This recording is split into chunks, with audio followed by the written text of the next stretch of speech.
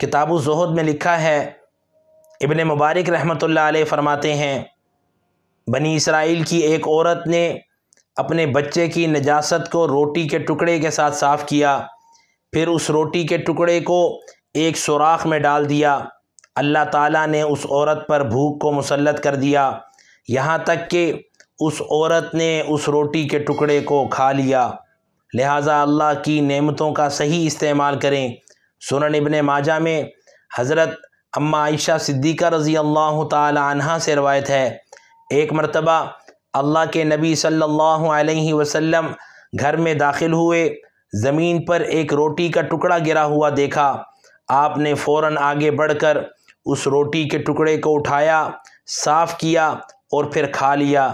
فرمانے لگے، اے عائشہ، اللہ کی نعمتوں کا صحیح استعمال کیا کرو، یہ نعمتیں اگر کسی گھر سے نکل جائیں تو پھر کم ہی واپس لوٹا کرتی ہیں۔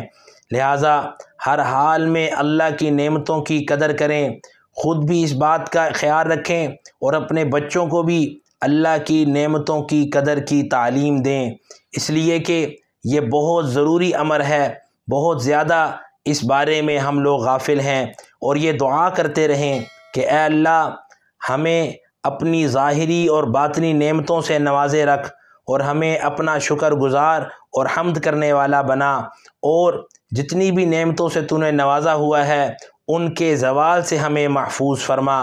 اللہ تعالی ہم سب کو ہر حال میں اپنی رضا پر راضی رہنے کی توفیق عطا فرمائے۔ نیکی کی بات کو آگے پہنچانا یہ صدقہ جاریہ ہے، لہٰذا مفاد عامہ اور صدقہ جاریہ کے طور پر ان پیغامات کو سب کے ساتھ ضرور شیئر کیا کریں۔ اللہ تعالی ہم سب کو اپنی نعمتوں کی قدر کی توفیق عطا فرمائے اور ہر حال میں اپنا شکر گزار بندہ بنا لے۔